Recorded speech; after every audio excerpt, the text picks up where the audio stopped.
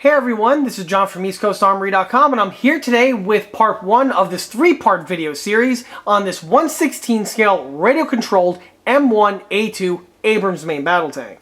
The model that you see here is built for private commission and belongs to a private collector. As I often mention in these build videos, I frequently take on commission build projects from models ranging between 1/35 scale and 1/6 scale. For availability and pricing information, that would be best by contacting me through the email address listed below, which is info@eastcoastarmory.com. The model in this video is far from stock and has had an extensive redetailing phase. We're going to be going over this information in this video series. However, because of all of the information, trying to make it into one video would be far too long. So like I often do in my 1/16 build videos, I broke it up into a 3-part series.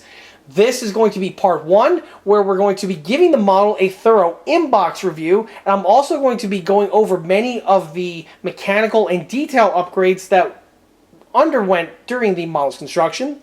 Part 2, we're going to focus exclusively on the external detail fittings as well as the paint. And then part 3, we're going to be taking this model out for a test drive. So if you love the M1 Abrams tank, you're going to be in for a really great time. There's going to be a ton of info and content coming right at you. So with that in mind, just sit back, relax, and enjoy the show.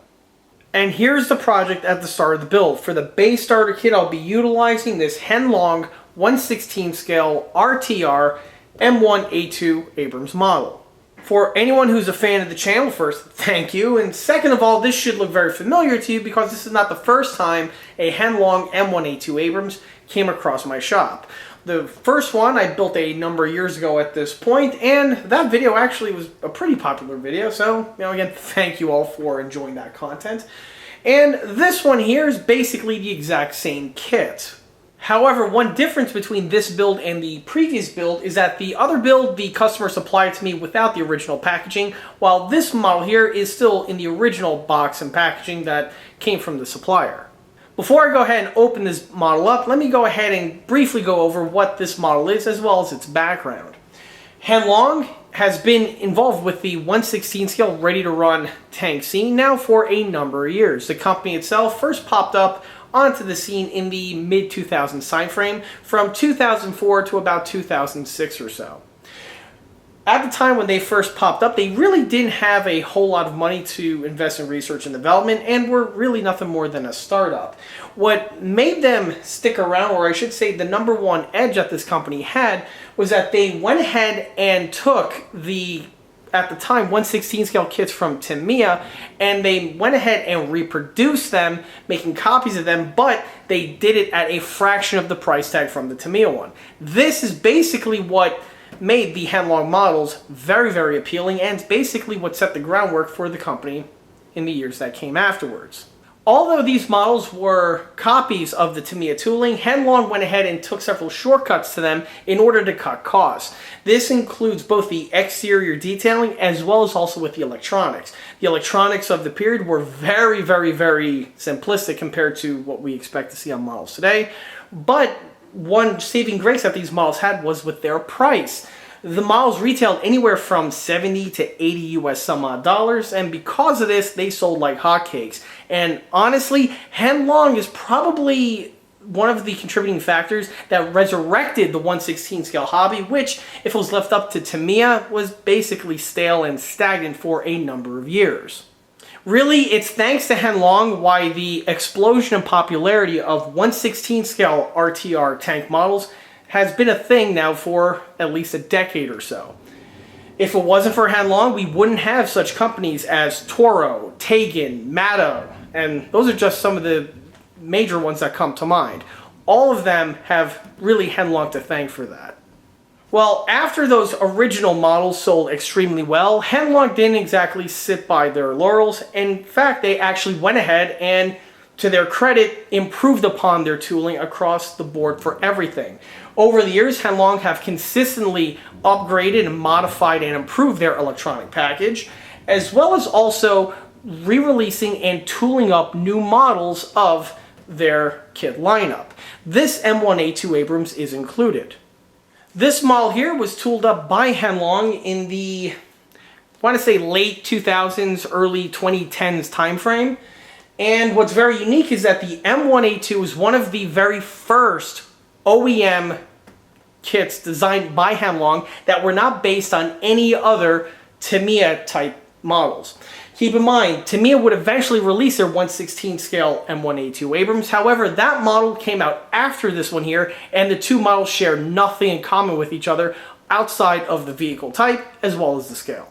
When this kit first dropped, it was extremely popular because, again, you know, the M1A2 Abrams is a very prolific vehicle, and it's also one that is very popular.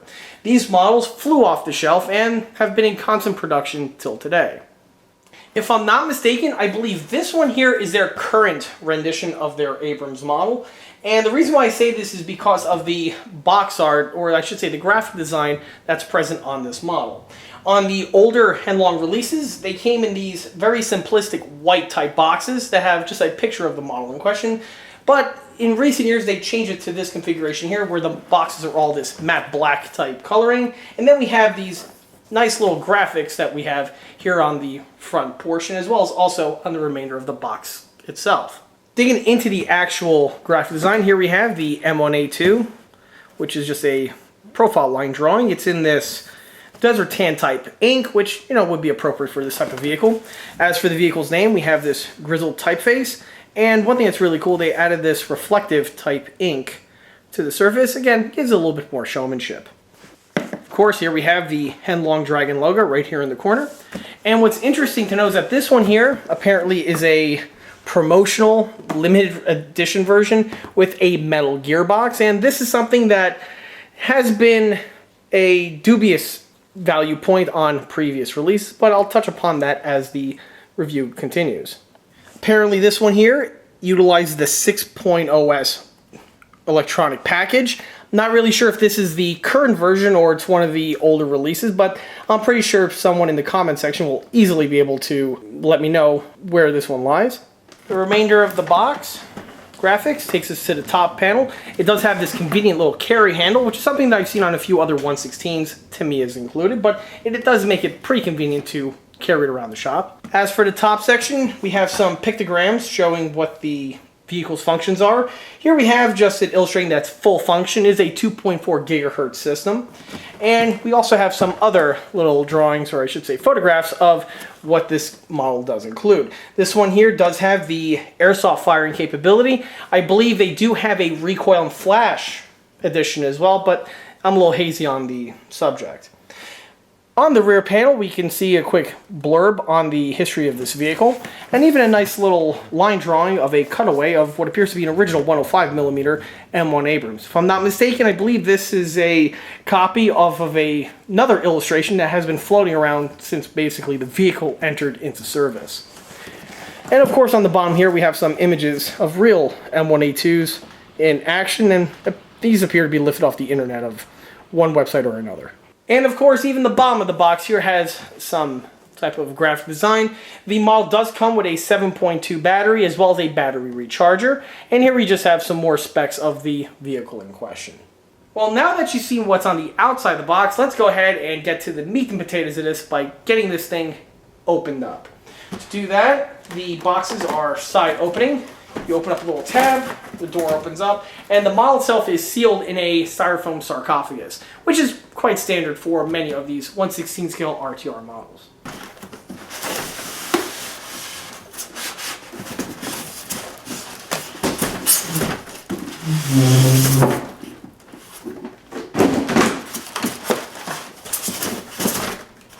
With the model out of the carton, you get to see what the top portion looks like. First, we have, sealed in this nice little pamphlet, the instructions as well as a nice little target and a nice little set of stickers to add as markings on your model. This is quite standard on most of these RTR models, Tegan included.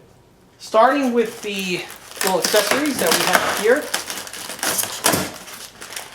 This runner supplies you with many detail components, such as those heat signature perforated plates that get secured to the sides of the vehicle.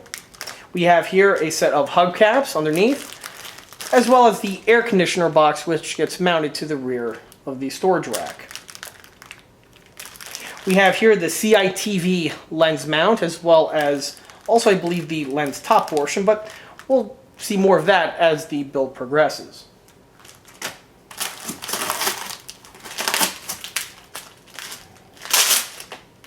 The next thing to mention is this bag over here, which has some spare track links, the thumbsticks for the radio, as well as what's something that's pretty unique. To me, this appears to be an infrared emitter type system, so you can actually have IR battles with other tanks. What's interesting to point out is that, like I said before, this one I believe is the BB gun, or the airsoft version of the model, so including this little system is pretty unique, unless it might actually be the IR unit, but of course we'll see once I dig in any further. Something else that I found unique was with the what appears to be the supplied battery. Originally, these models supplied you with a 7.2 battery, which were, you know, standard in length. When the models first came out, they would have been your NiCad or similar type of a battery, but then a few years ago, they switched over to a lithium-ion type system. This one here is the first time I've seen a battery in this type of configuration. Note how much smaller it is compared to your standard 7.2.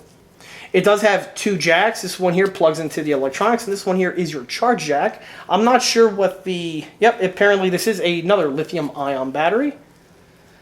And it's a 1800 milliamp battery. I'm not sure if I'm going to be utilizing this battery on this model. Generally, I swap these out for a 5000 milliamp battery, but this is something that remains to be seen. The final parts bag that's found on the styrofoam consists of the following components. We have the rear rack, the side racks, which are, of course, on the side of the turret, which is a very iconic bit of Abrams detailing.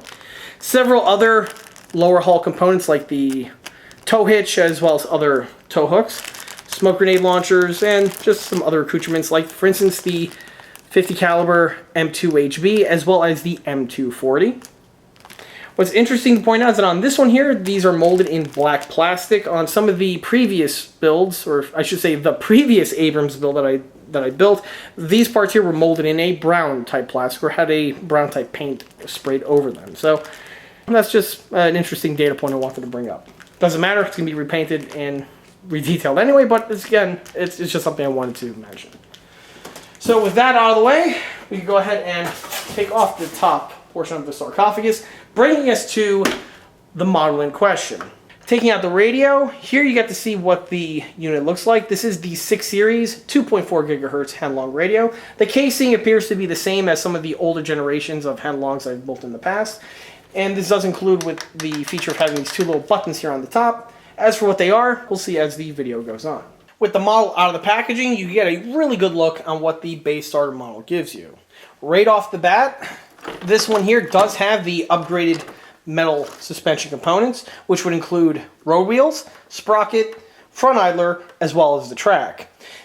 In the past, I've seen and mentioned several of the Henlong metal upgraded models that have dubious components on them. This one here, that doesn't look to be the case, but we'll see as I dig into this build.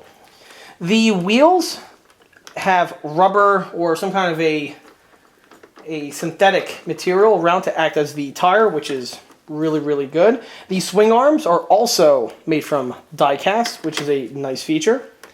But one thing that I really like is the track. You see, the track on this one here is the track that actually I would have purchased separately to be used on this model, and differs from the original metal upgraded track that I've seen on some of the other M1s from Henlong in the past.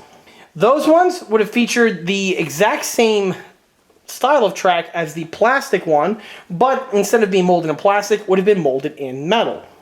This may not sound like a big deal, but if you compare the two, you'll see that the metal ones are really not that great. On the older generation of metal tracks, the link itself was actually one integral piece that had all of the end connectors and the guide tooth integrally molded on. You have one metal pin that then secures the link to the other, and this gets repeated until you have a complete band. The issue with this is that with the type of metal, I believe it was a zinc alloy that was used on those cast type tracks, it led to some problems because they would wear and break very, very quickly. With this link over here, that doesn't seem to be the case because the link itself appears to be molded separately from the end connectors, which is more like the real vehicle. And again, it just leaves for better accuracy and a little bit more realism. The second thing is with the pads themselves. With the other link, the pads are integrally molded into the link itself. And of course, on the real M1, these would be made from rubber. On this model over here, you can see that the pads are made out of a plastic type material, which gives you, again, fantastic accuracy, and it better replicates the real vehicle.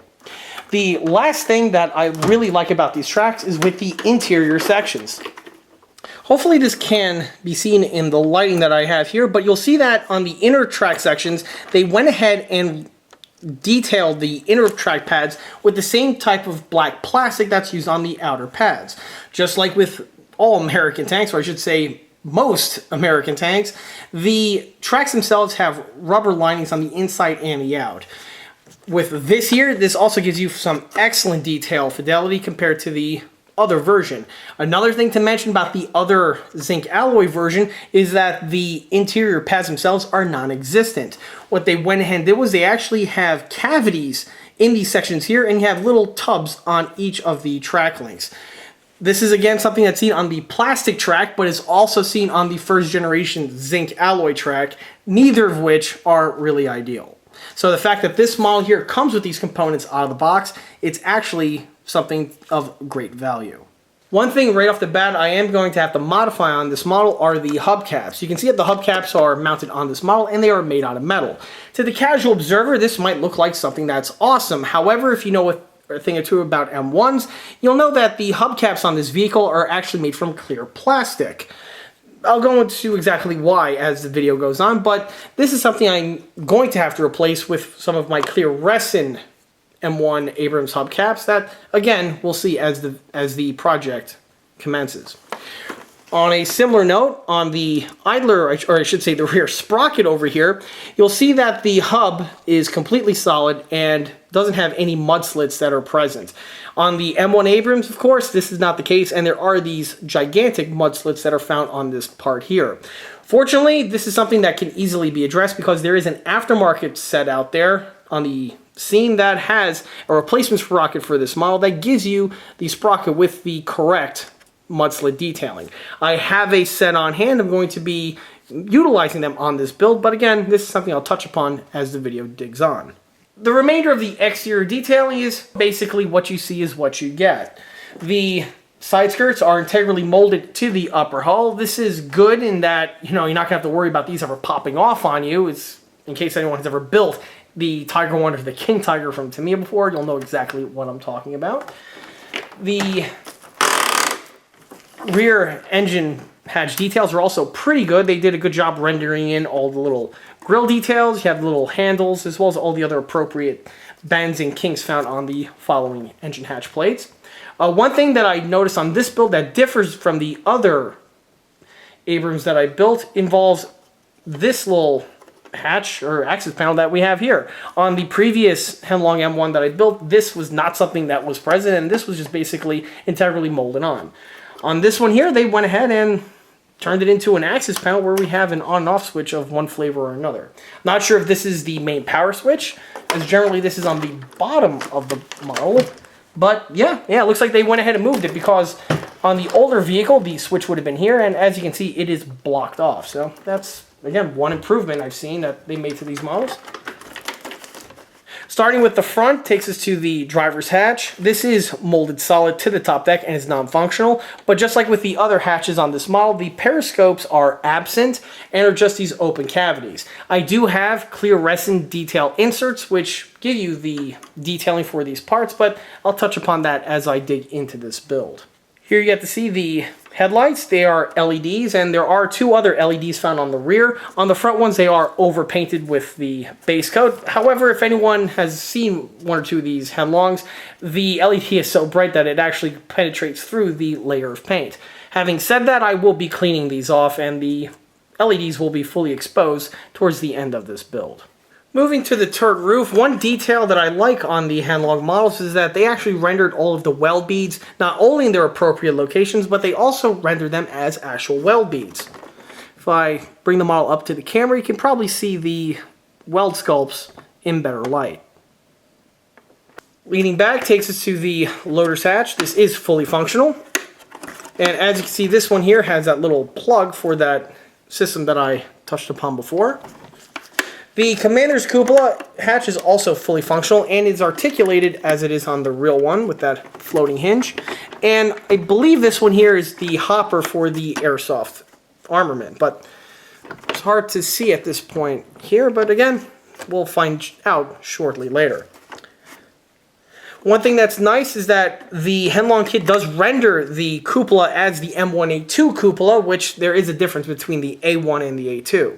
Having said that, if you want to backdate this model to an A1, that is something that can possibly be done, but that's really out of the scope of this video. Moving towards the rear section of the turret, you can see the bustle with its strap details, as well as the antenna base mounts. The antenna bases themselves are these turned aluminum sections, and these are used on all of the Henlong models and have been used on Henlong tanks since day one. Only originally, this is actually what would connect to the old school radio, and then you would have this large spring antenna that would slip into place. On modern kits, not really necessary because they're 2.4 gigahertz, but they still utilize this piece as a stand-in for antenna detailing. Of course, I'm going to be swapping these out, but more info on that is to come. Moving towards the top portion, we have here what was told to me by an ex-M1 guy as $1 million blowout, which are panels that, of course, would blow out in case the rear magazines are penetrated and the ammo cooks off. Detailing on them is pretty good. You get to see the lift rings as well as those other little circular plates found on the top section. You also have all of the conduit details for both the air conditioner as well as the smoke grenade launchers. And even the little terminal boxes. All of these details are exactly where they need to be and also do have the appropriate geometry to them. With the model now in the shop, I have access to all my tools to where I could go ahead and take the model apart. Unlike the Tegan tanks that have that nice little quick disconnect latch on the back, the Henlong models are secured with fasteners. So in order to take the tank apart, you need a Phillips head screwdriver, and then there are several fasteners on the bottom portion of the hull that need to be removed in order to separate the two halves. On the Abrams over here, if I can flip it over, basically the fasteners that are used to hold the upper to the lower are the ones here on the front, these two across the front mid portion, and then these two found right here on the rear sections. Once the fasteners are removed, we all know what time it is, and that's to pop the hood. Pop the hood? Pop the hood. Which simply just lifts directly off of the model, like you see here.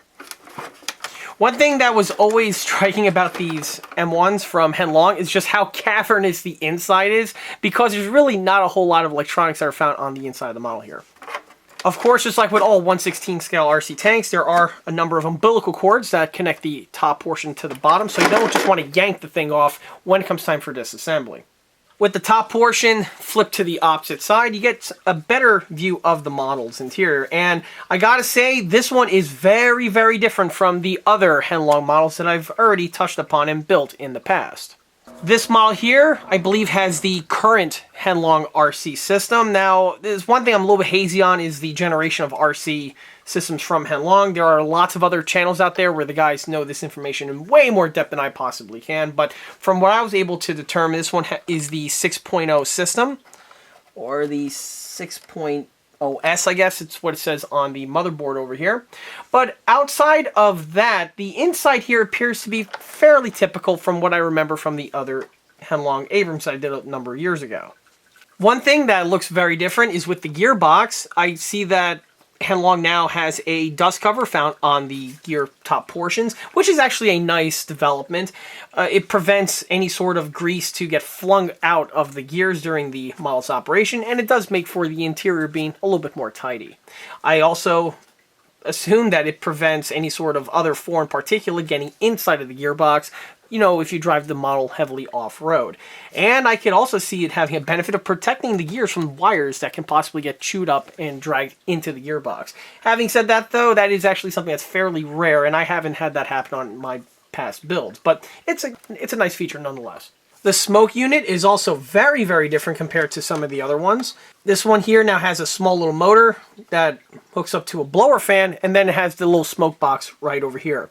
I presume this blue wire is for the filament that heats up and boils off the fluid, giving you the smoke. I presume this is a nice little feature, but again, we'll see how this pans out as the model progresses. I do see that there is a nice little kink over here in the tube, so this is something that's going to need to be fixed or addressed when the model actually progresses into production, because obviously this is going to be restricting the amount of smoke flow that goes through the system. That other change being the instrument panel I already touched upon before. Here you get to see what it looks like with the top deck removed off of the model.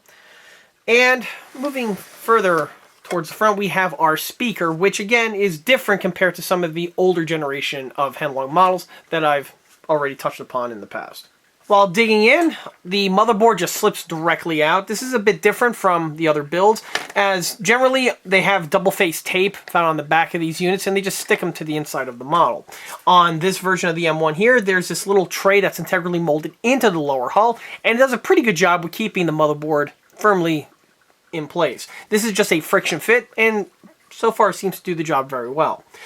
Before I go ahead and take the upper off of the lower fully, I do need to unplug some sections, but before I do that, with a paintbrush and with a number of different colors, I'm going to go ahead and paint little indication marks on the plugs as well as on the section itself, just so I know exactly where these plugs go when it comes time for reassembly. With the upper hull disconnected from the lower, we can continue with going over the mechanical system. Starting with the turret rotation system, the unit is your stock Heng unit, and basically it has been left untouched from all of the previous iterations of the Heng tanks. The Taken units are basically similar, if not identical, to the counterpart that we have here. The model does have the 360 turret rotation system, which is indicated by this gear over here. The 180 systems have this little tab that's molded in this section, which blocks the rotation of the turret when it hits a certain point. And this brings us into the turret components. And this model here, of course, has the elevation system. And this gearbox has been featured and used on many other Heng models, and I personally have had some really good results with them.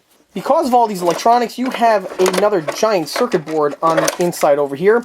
And this is very different compared to the older units. On the older models, we would have this large umbilical cord that would have connected the top portion to the lower, and there's generally a small little circuit board like this that bridges the functions from the motherboard to the turret. Well, on this one here, it's completely different. So if you want to have an older model and upgrade it, it's going to take a little bit more work compared to just a simple drop-in, swap-out replacement.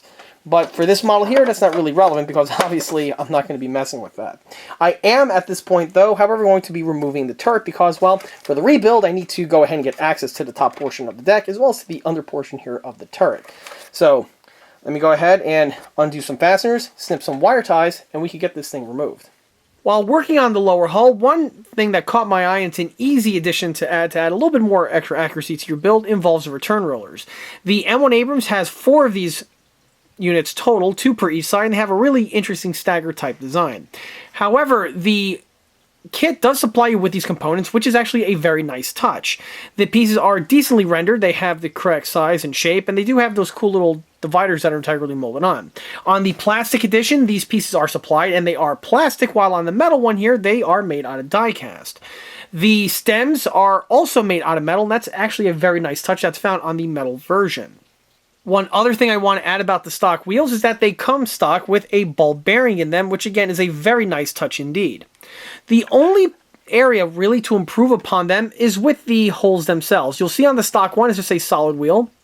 However, if you ever have the opportunity to look at a real M1 Abrams, you'll notice that the idlers are perforated like the one that I have right here. There are 3 simple holes that are found in these areas, and they're really easy to line up. Basically, that little rigidity line over there is on the opposite side of the hole, so marking them and drilling them out is something that can be easily done. This is something that's best done on a drill press, and once the units are drilled out, basically at that point the wheels are all set, you can remount them to the build, or do what I'm going to do, paint them, and then mount them to the model.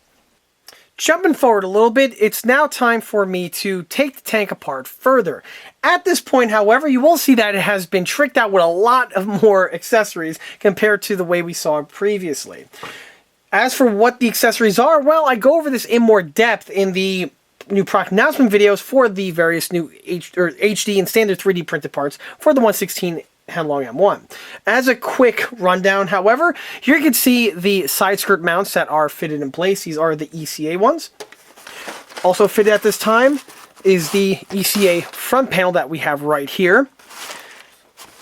This was added in order to delete the 2 holes that are found in the front section that are used for the front fasteners. In the place of the fasteners, we now have magnets. And this is, again, is discussed in more depth.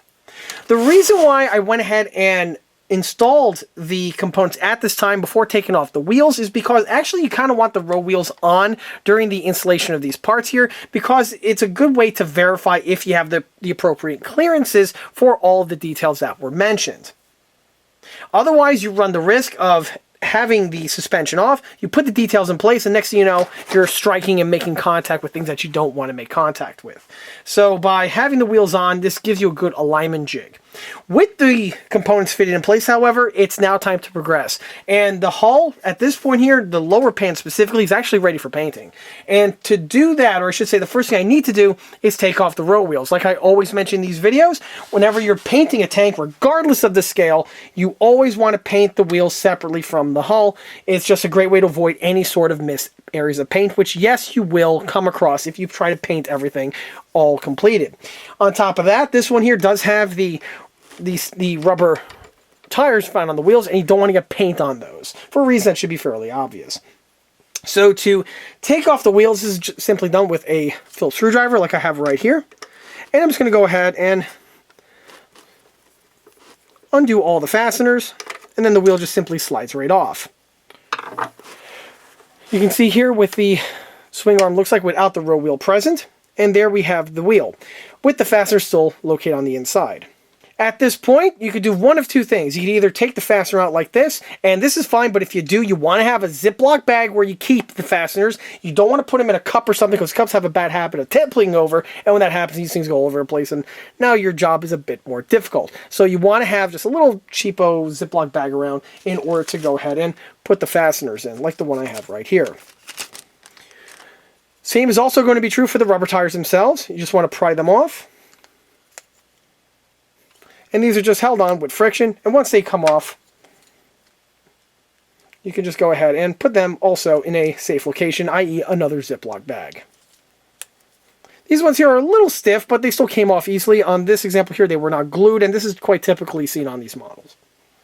So I'll go ahead and take care of this off camera. And at this point here, you can see what the naked rim looks like. Before I go any further, though, I am going to remove the other row wheels that you see here on the model, and then we'll get back to where I'm going to start masking everything up, because that's actually very important. And here we have the suspension with the wheels removed. As you can see, the swing arms are all exposed. Off camera, I have a nice little, let me just move this a little bit, pile of the row wheels right over there. Stacked up, they are going to be going through the next procedure that I'll talk about momentarily. With the camera back in one place, I do want to mention the next step, which is to thoroughly mask up the axles over here. And this, by the way, is a technique that's not just true for this particular vehicle or the vehicle with the metal upgraded, but all 1/16 or any radio-controlled model, rather to scale. You definitely don't want to get paint onto these surfaces over here, because this is the bearing surface, and this is where the wheel needs to rotate. And if you have extra layers of paint built up over there, it's just going to inhibit performance, and it's definitely something that's counterintuitive and you want to avoid. Same is true for not just the row wheels, but also for the roller stems, and same is going to be true for the sprocket shaft itself. To remedy this is really easily done. The only thing you need is a nice little roll here of some masking tape. You could use blue masking tape. I got the white stuff here. Either will work just fine. And I'm just going to go ahead and take a little bit like this, and I'm just going to go ahead and carefully just mask up each of the axles. I'm going to go ahead and get it on camera this way so you get a better view. Basically, the straight edge of the tape lines up with the shelf here of the swing arm, and then you just pinch the ends like so, and voila, you now have your axle masked up. Do the same thing to every one of the axles that I just mentioned. And after a minute or two, you can see what it looks like with the axles all masked up. Also, in this time here, I just want to mention about the sprocket. There is an option out there where they have a bushing or ball bearing that slips into this section over here, and it gives added support to the final drive. I personally think that's a great feature. However, it's one that is an option, and you don't have to have it per se. It's better than to have it than without. However, this one here, the customer didn't opt for it, so it's not going to get it. But if I was building one of these for myself, yeah, I'd definitely go ahead and grab one. They're not that expensive, and they install really easily. There are also other tips out there how to modify certain size ball bearings that are on the market to have them fit and do the same job. Me personally, I'd rather just roll with the Heng long ones because they're really ready to go out of the box, and you don't have to do any extra modifications or any hand fitting and other things like that in order to get them to fit. However, it has been something I've been asked several times, so that's my stance on the subject. So the next thing I want to address are the road wheels. Normally I'd go ahead and just add some mass to them. However, these ones here I want to do a wash on them. With the way the road wheels are on some of the locations, I've seen some areas where they're dusty, but also I see some residue of where the units were manufactured, and it looks like there's an oily, sooty substance on some of the surfaces. So for this, I'm just going to go ahead and clean them off, just so if I know that the surfaces are going to be ready for the application of the paint. To do this, I'm actually going to go ahead, put them in a bucket over here, and for the wash, I'm going to use denatured alcohol for this, as that seems like it's a good solvent, and I've had some pretty good luck in the past. The residue, it's not really oily. Otherwise, if it was, I wouldn't use denatured alcohol. I'd actually use turpentine or mineral spirits, either one, and that's what I use on my track links that are from Tegan that tend to have the oily residue left on the surface. But these ones here, it doesn't look like it's oil, it's just some kind of crud. So I'm just going to go ahead and give these a quick denatured alcohol bath, much along the lines as I do with the OTRs.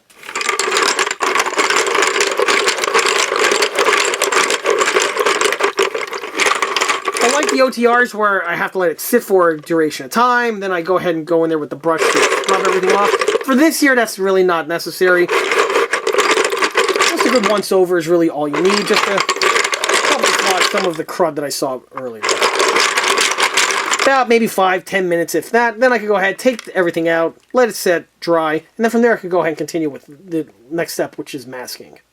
After the wheels were in the solution for about 5 or 10 minutes, like I stated before, I went ahead and took them out, and at this point here I'm just going to let them sit and thoroughly dry off.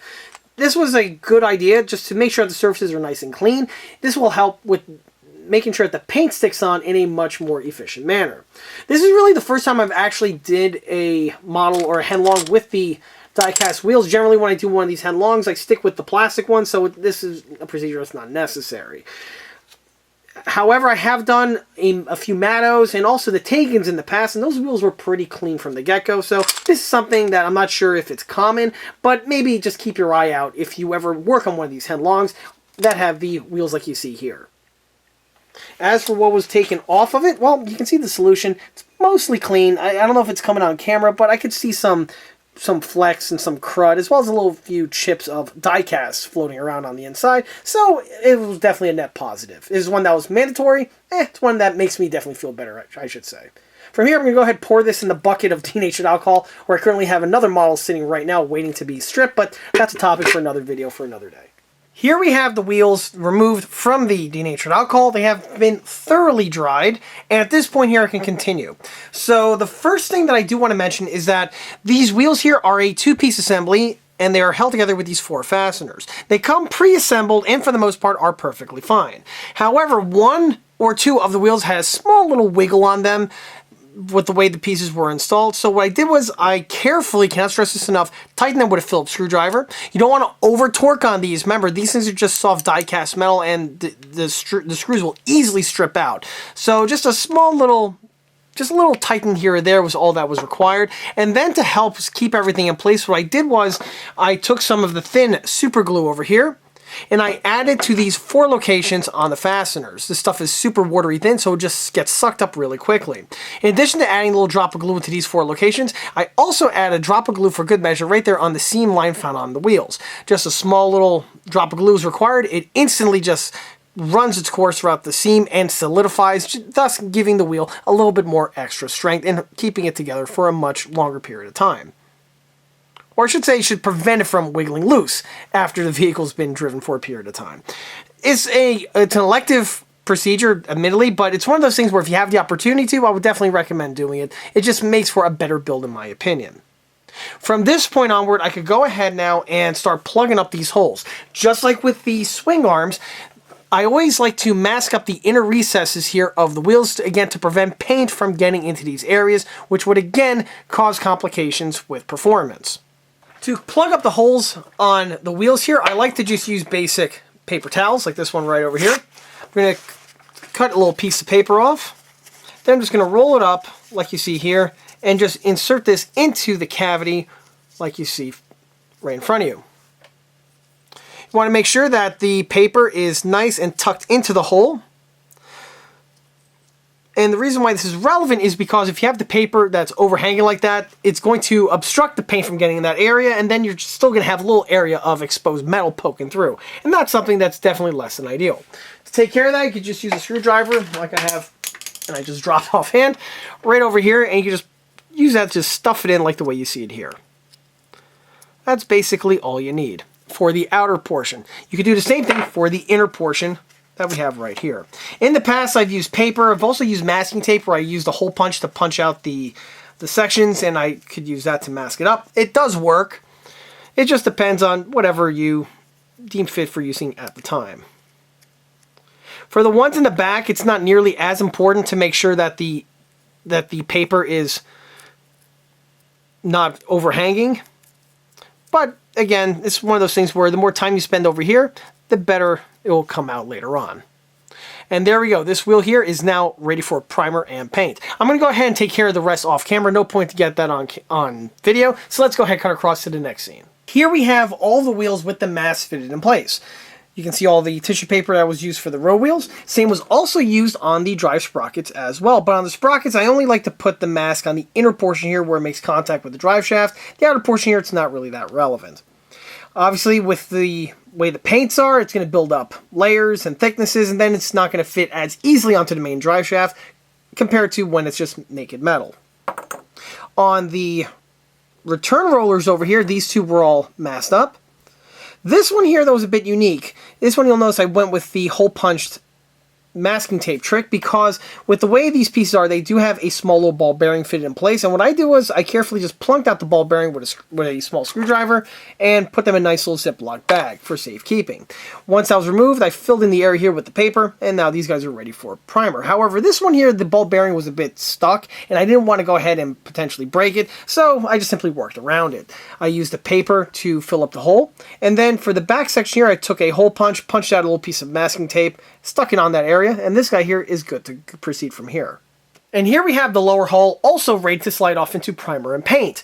At this point, the inner portions here have been thoroughly masked, and this is going to seal off the interior from any sorts of overspray, be it from primer or paint. You really don't want that stuff on the inside. For the masking procedure, I use both masking tape and paper towel. This is a great way to mask everything up thoroughly, and also prevents any sort of usage or extra usage of tape. The paper fills up a wide location very quickly, and it'll prevent you having to go ahead and use a ton of masking tape to do the same procedure. Also on the tape, you'll see that I left a little leading edge all over all these recesses over here, and this is to be painted with the paint and the primer. And the reason why I do this is just in case if there's any sort of hull shift or whatever, you don't have bare plastic exposed, and you have your bases basically covered with having a set, or I should say, a coat of both the prime and base coat on these areas over here. On some vehicles, this is arguably a little bit more required than others, but just as a rule of thumb, I just like to do it across the board. The upper hull inner recesses will also be getting a similar procedure, but I need to do some work to that to get up to that point. While the lower hull is going in through its paint and primer procedure, I'm now focusing on the top deck. So the first thing I address are the mud flaps over here. With the way the stock headlong kit is, we do have these X crimps found in both of these pieces of the front tin work. And from what I've seen, the X crimps are something that are more or less found on earlier versions of the M1 and maybe even the M1A1. However, from all of the photographs I've seen of contemporary M1A2s, the X crimps are just no longer present. So on the model here, in order to make it more or less resemble one of those vehicles, I went ahead and addressed it. So the X crimps were deleted with a little bit of red putty, and I just sanded them down nice and smooth like the way you see it here. The next thing I'm going to address is going to be the small little handle and then the little foot loops that are found on the front fender works. But starting with the handle, the M1 Abrams does have this little grab handle found in this location over here, and this detailing is integrally molded into the upper hull. The problem is that it's just a blade, and this is something like you would see on a Tamiya or even a Dragon or something along those lines. And one easy tip to modify your build to get a little bit better accuracy out of them is to replace this with one made from real metal. So I'm going to go ahead with a Dremel high-speed removal bit, delete this, drill it out, fabricate a new piece from floor wire, and fasten it in place. And you'll see that momentarily. The next thing I want to mention is with the foot loops. On the front portion of the M1 Abrams, there is a small little, I guess it's an integral ladder, best way to put it, found in this section over here, and this is intended for the crewman to climb onto the vehicle by you putting your foot into this section over here, and then you could climb onto the vehicle and get onto the front portion of the front hull here. On the real vehicle, this is actually made from a steel cable, and as you can see, it's just molded in with this little type of detailing here. One tip that I like to recommend, and to want to greatly improve the accuracy and detail fidelity of the build, is to replace this and use one made from real cable. And I will show that procedure in this video as well. Before I do anything though, I need to amputate both the molded in sections on these two sides, as well as also that little blade that we have right there. Like I stated before, this is going to be done with the Dremel with the high-speed removal bit. Let me go ahead, load it up, and get to cutting some plastic.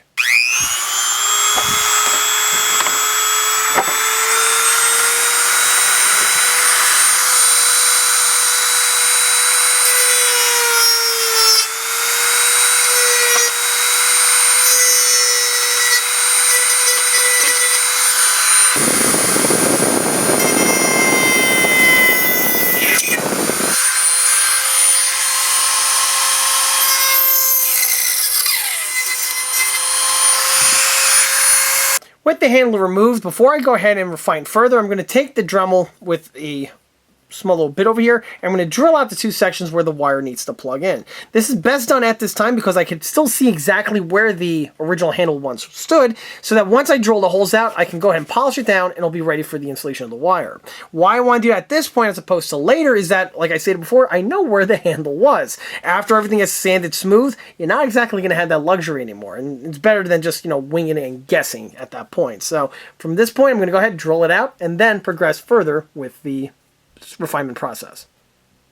There, that should be of great help. Also, after I drilled these out, I went ahead and did a little trick where I drilled out, put a little indentation on each of these tin work hinges that we have right over here.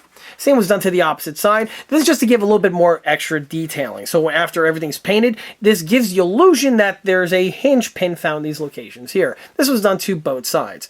Easily done with the Dremel. You don't have to go in all the way or even straight for that matter, depending on the way the piece is oriented. Just so you have just a small little dimple on the surface. It's going to help out greatly when everything gets painted and weathered.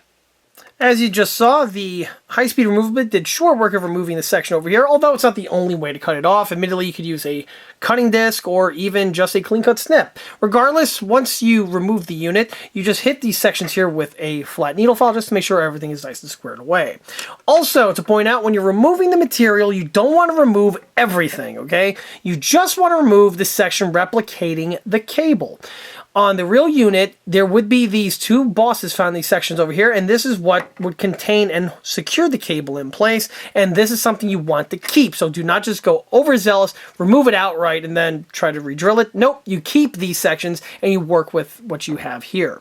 At this point here, I'm now going to drill out these two sections, and the first hole I'm going to do is a pilot hole. I'm going to utilize this 1.5 millimeter bit over here. Is that 1.5? Yep, 1.5 millimeter bit, and that's going to go ahead and remove the material, and then I'm going to go in there with a wider drill bit with a pin vise just to remove the extra material necessary in order for it to clear the cable. For the cable itself, this here is picture frame cable. You can pick it up from any hardware store, and this is the same exact cable that I've showed on a few other of these 116 builds, namely my 116 late production Tiger 1 builds, because this is the cable that I use for the track removal cable that is stowed on the side. As for why that's the case, well, I recommend checking out those videos so you get to know exactly why I need to use this cable on those models. Regardless, with that out of the way, let's go ahead now and drill everything out. Bit simply goes into place like so.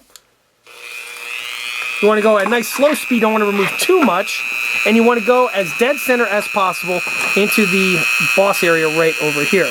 Hopefully this comes out on camera, so here we go.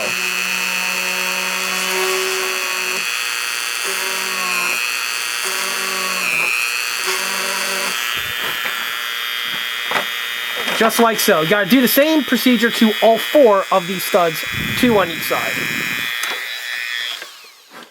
After the holes are drilled out, with the pilot hole, it's then time to drill out the main hole. So to do this, I'm utilizing a pin vise with a 1/16 of an inch drill bit. You want to use a pin vise for this and not a Dremel, because even on the Dremel's slowest settings, you run the risk of removing too much material as the bit can easily overheat.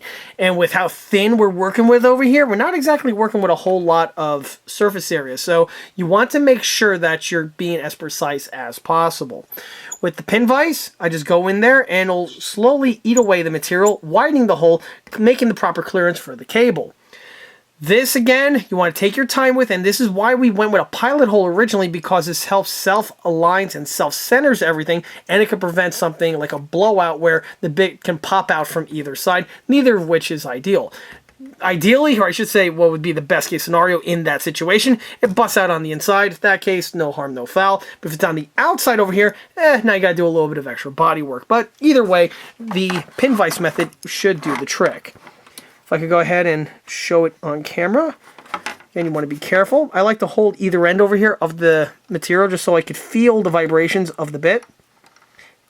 And I can also feel if there's any sort of problem where the bit is getting too close to the edge for comfort.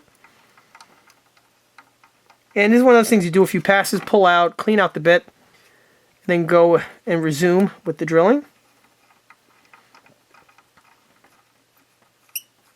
And you want to remove not a lot of material, just a decent amount. So on average, you want to have about a quarter of an inch, an eighth of, or to a quarter of an inch of material removed on the inside. This will ensure that the wire, or I should say the cable, gets glued in place, has ample amount of meat, and has ample amount of surface area for the adhesives to keep the thing retained for years and years to come.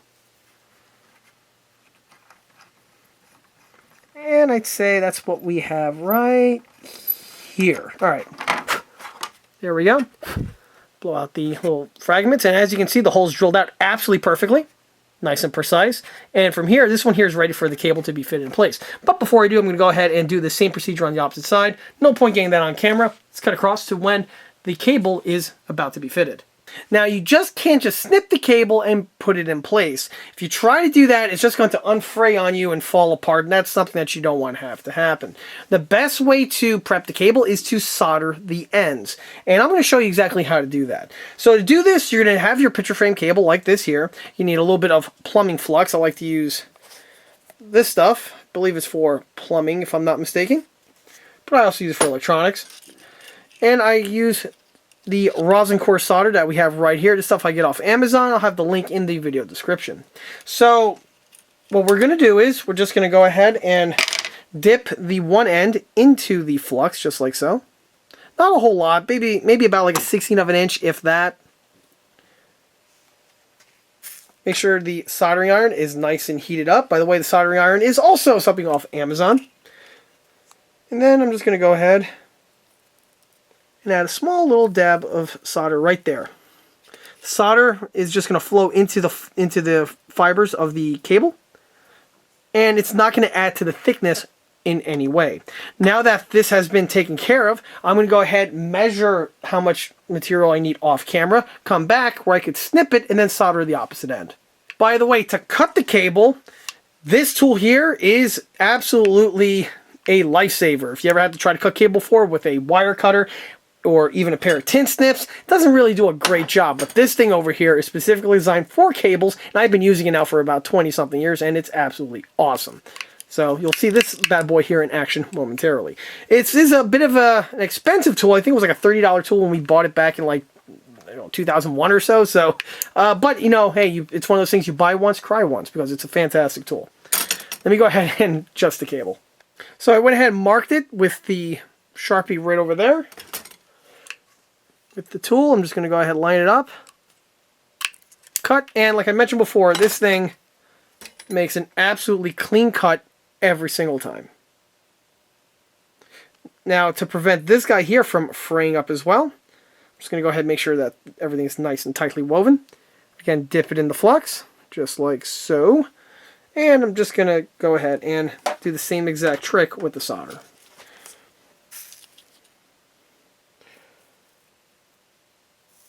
And that's it. Nice little dab at the end. And this guy here is ready for installation. I'm going to go ahead and make a second one off camera. Let's cut across when the thing's ready for installation. After the soldering is done, I went ahead and bent the unit to the appropriate shape. And then with a bottle of super glue over here, I'm just going to add it to the sections that we drilled out before. Just a little dab in each of the holes is all you need. By the way, like I always mention, I like to use slow cure because this gives you a little bit ample time to go ahead and make sure that the piece is fitted properly in place. If you use the fast setting stuff, you run the risk of having the part glue halfway in, and that's not really doing yourself any favors. Then after that, you just simply drop it into place.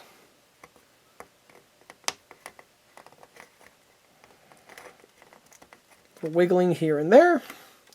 And then once you have the piece where it needs to go, you're all set.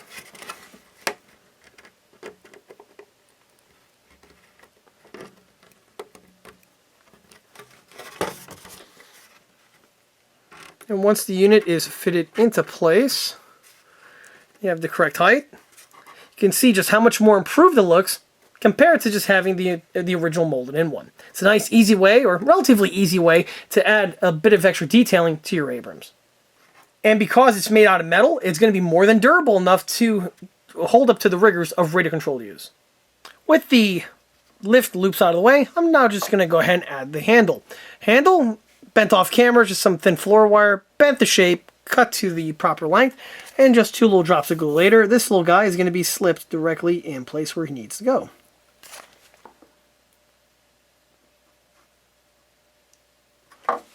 And that's all you need to do.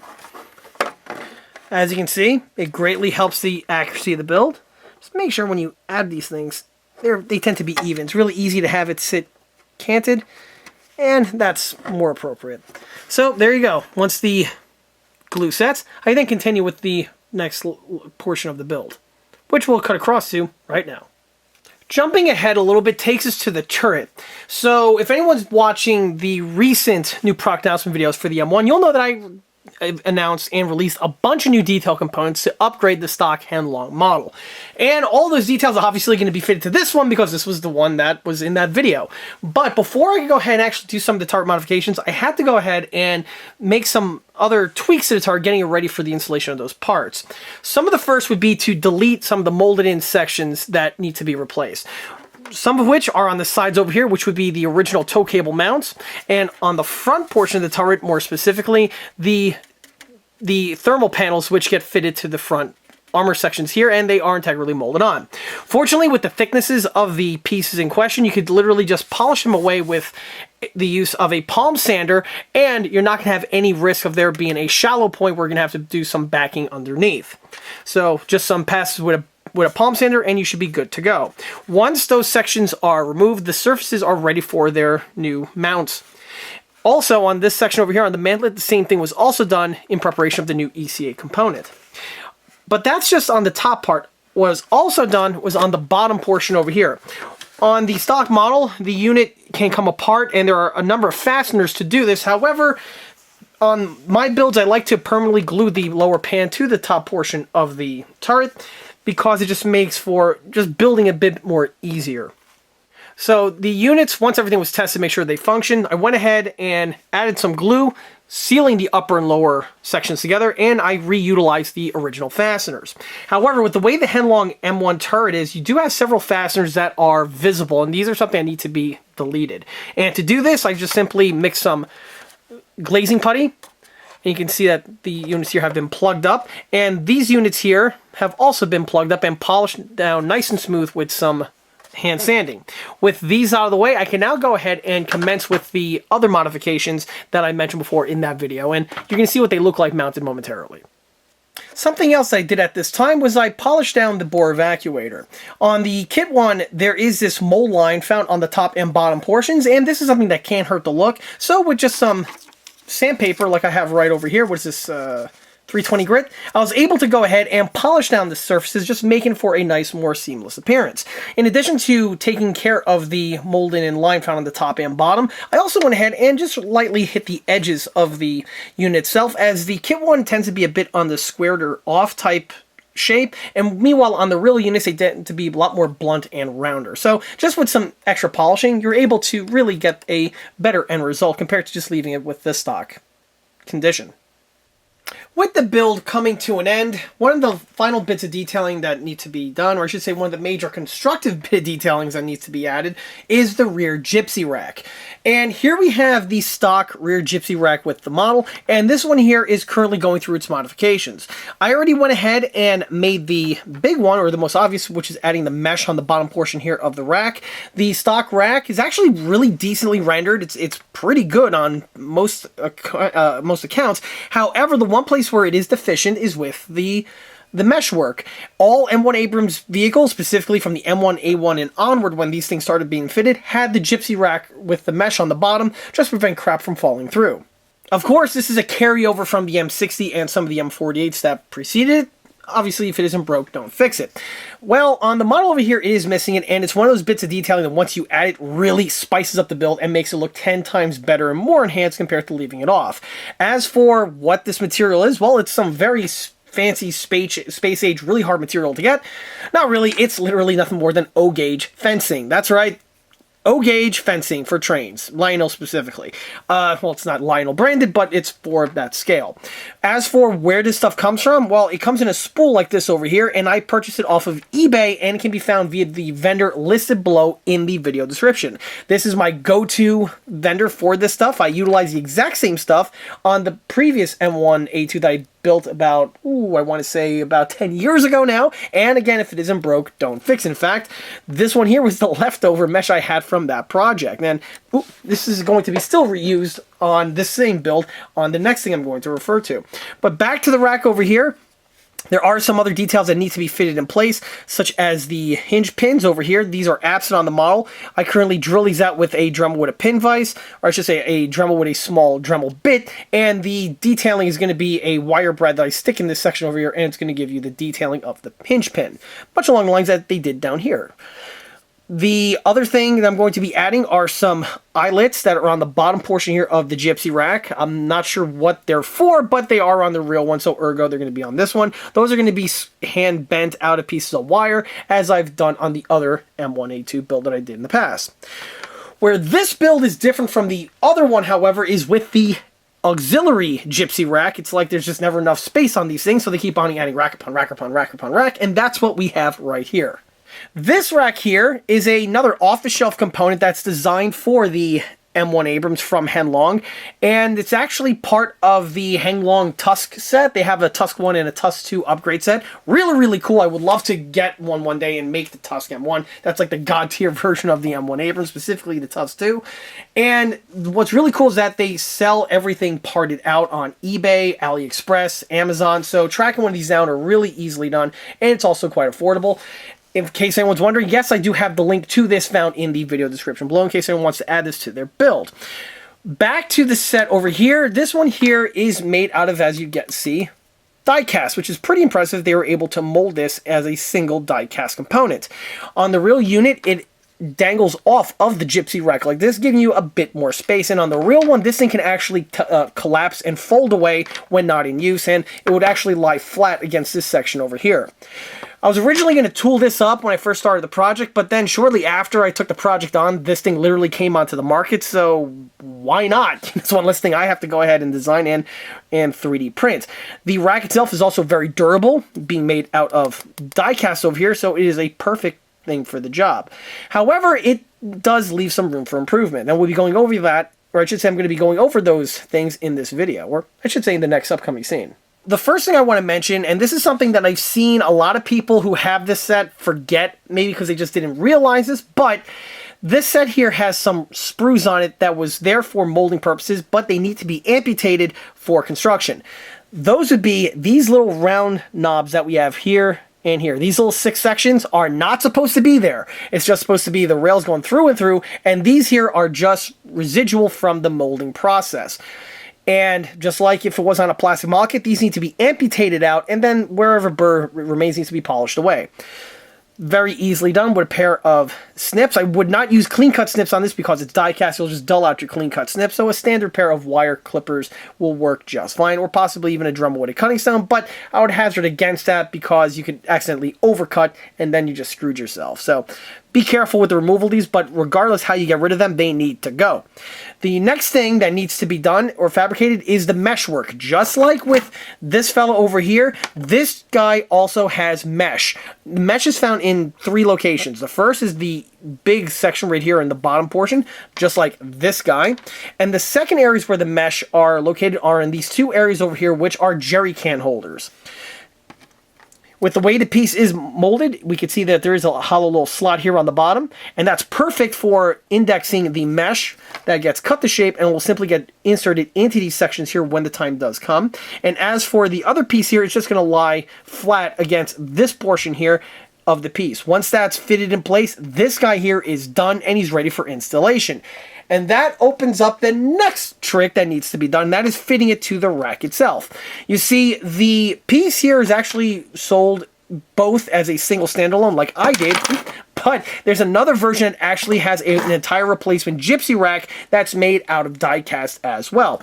And I believe with the way the Heng designed the part, or they modified the plastic tooling, was that the piece can actually plug into it.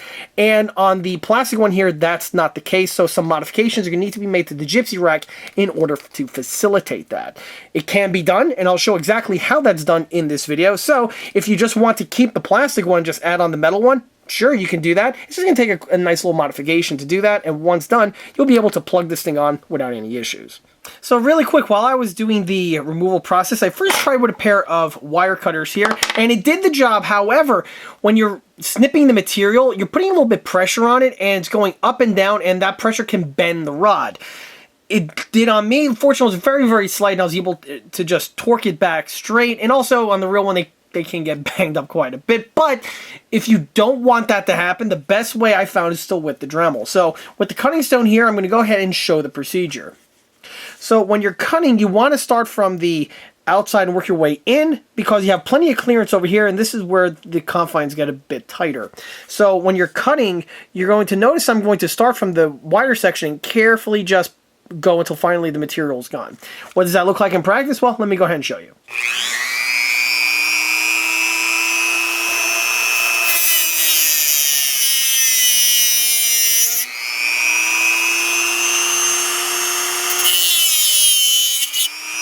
And there you go. Once the material is removed, the piece just falls away harmlessly. And very quickly. The zinc material does get cut up pretty quickly by the Dremel.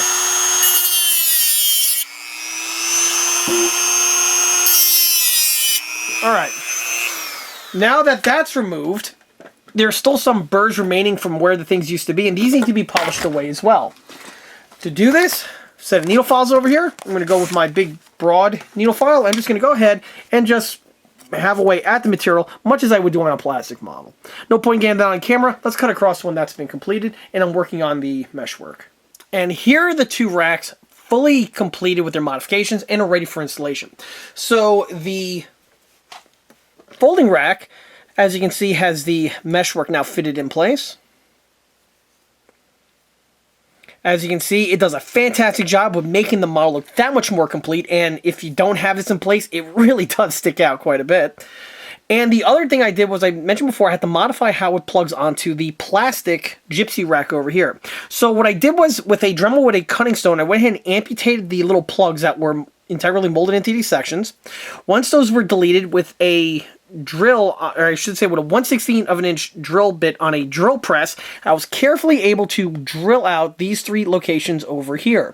These 3 locations are important because there's a bit of meat in these area over here, so you do have some substantial amount of material to grasp onto the new peg. If you do not have a drill press, this is definitely not going to be the procedure that you should undertake. But after the holes were drilled out, I went ahead and inserted 3 16 of an inch steel rods. And on the Gypsy rack over here, I went ahead and marked the locations, and I drilled them out, again, with a 16 of an inch drill bit. Also, you can see the addition of the other details, which would be these little eyelets. These were formed out of pieces of thin floor wire, bent them to shape, and then I carefully marked the locations where they're found on the real vehicle, and I drilled out each of these corresponding locations with a Dremel with a small Dremel bit. The Dremel bit's the exact same size of the wire, so once the holes were drilled, the eyelets were simply just installed in place. From this point here, I can actually install the Gypsy rack. So I'm just going to add a bit of glue to each of the locations that are going to make contact with the rack. There we go. Alright, let's go ahead now and install. I already pre-tested this before, so I know for a fact it's going to be a perfect installation.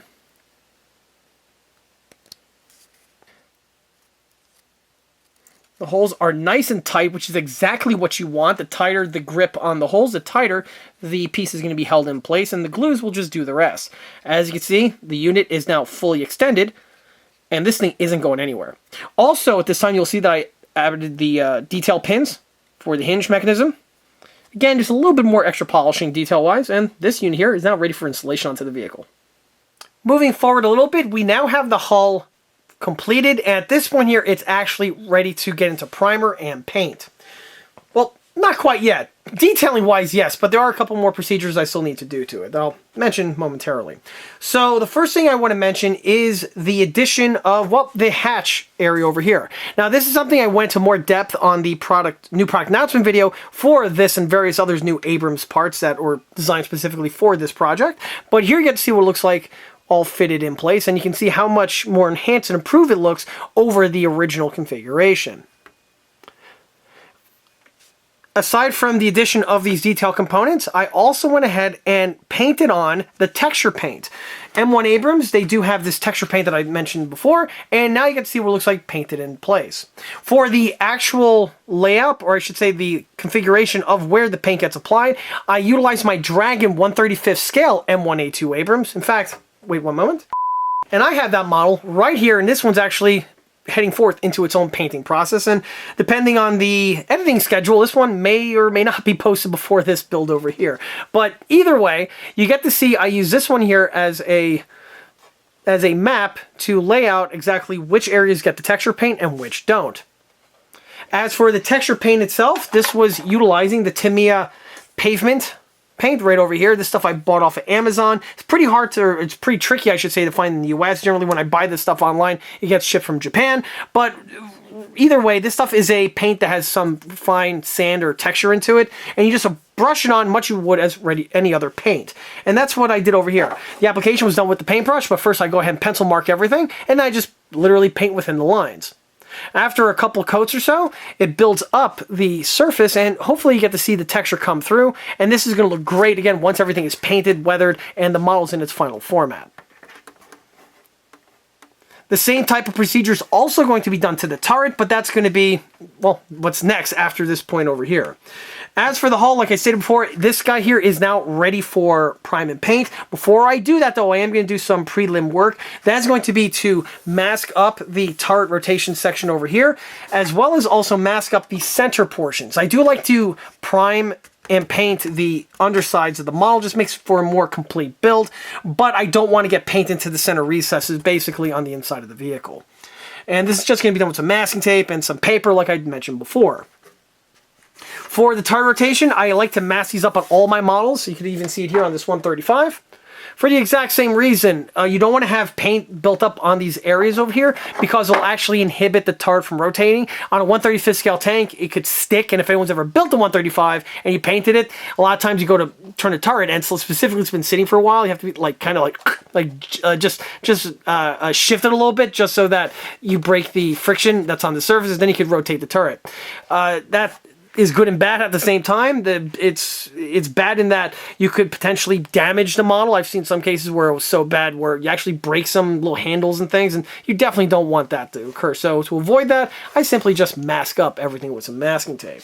Same thing also with the rated control tank, only on the RC tank it's worse because you actually need the turret to be able to be rotated with the motor. And if the gearbox can't rotate your turret or is having difficulty rotating your turret, well, you're not exactly going to have a great time. So that's something you want to avoid, and the best way to avoid extra layers of unwanted paint is to use masking tape. So with that long-winded description out of the way, I'm going to go ahead, take care of that off camera, and then we'll just jump to the turret. And after a few minutes with some masking tape, you get to see what it looks like all masked up. There's the bearing surface sealed off, and as for the inner section, the inside portions have been masked, and the inner portions of the side skirts as well as the tin work are left exposed because those are going to be painted. Nothing much more to talk about here. Let's go outside and make some fumes. And here's the model now with the last of the details added, and at this point here, it's actually ready to slide off into paint. Let me go ahead and bring the camera in closer so we get a better idea on what was added to the model since the previous scenes. Starting with the rear gypsy rack area, you can see what it looks like with the two units fitted in place. The original one just plugs directly into place without any sort of change being necessary, and the kit does mount on in a very firm manner. Of course, drops of glue were utilized as well in order to just keep the thing mounted on permanently. Obviously, the second gypsy rack itself was plugged in, and it worked absolutely perfectly. It's nice and strong, and this thing isn't going anywhere. The other thing to mention at this time on the rear area was I went ahead and deleted the integrally molded in antenna mounts. These are going to be replaced with the ECA flex units that we have right here. These are the pattern which would be appropriate for an M1 Abrams, and these of course are found on the ECA catalog. These ones are casted out of rubber, so they are nice and flexible, which is going to be great, specifically when this tank is driving around. The antennas will probably wobble around, which adds a little bit of realism. To amputate, or I should say to prep the area, on the original kit section there was the bottom portion of the base that's integrally molded in. This needs to be amputated, and I amputated that with a dremel with a high-speed removal bit. Sadly, I didn't get a chance to get it on camera, but if anyone's seen a number of these videos, you get the idea.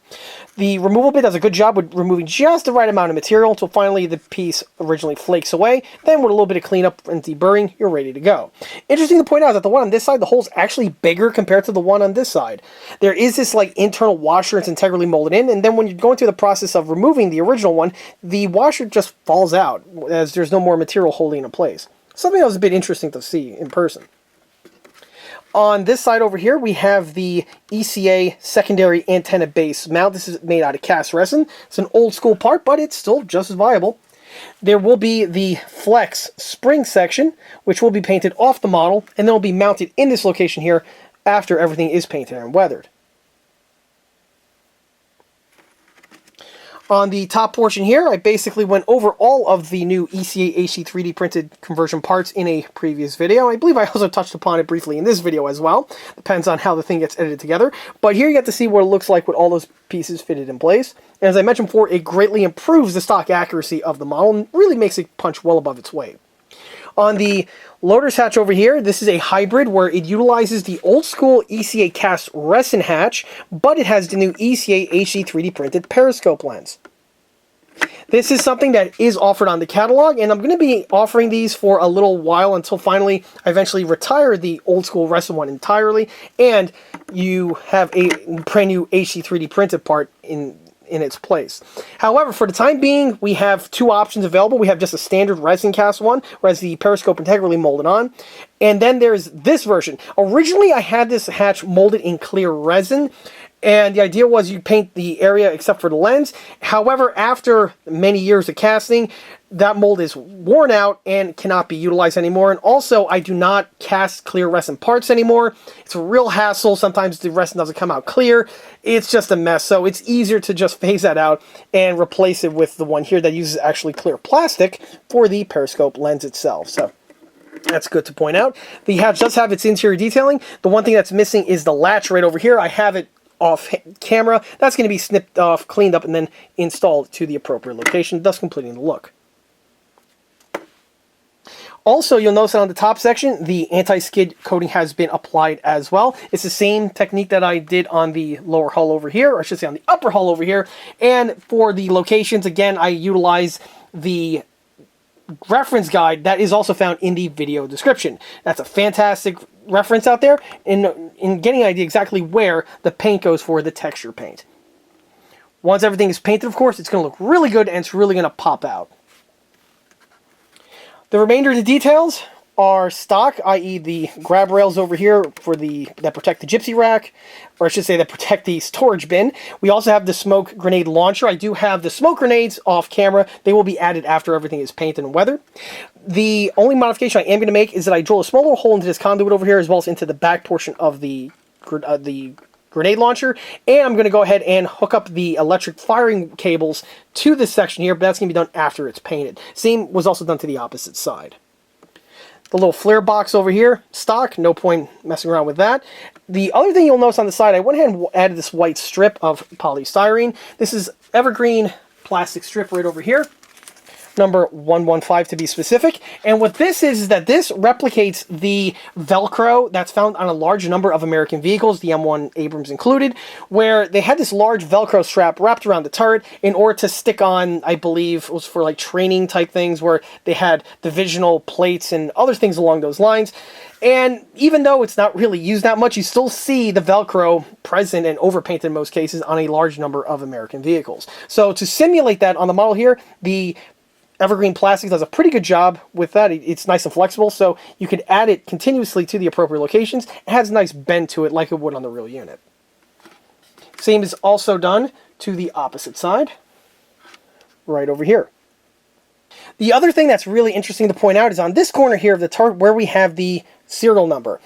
Every M1 Abrams tank has a serial number found in this section over here. And this is where things get very interesting, because depending on the version of the tank, will also have a different little set of numbers on this portion over here. What I mean by that specifically is the suffix. So you'll see on this one we have the number, and then we have a dash and then a little U.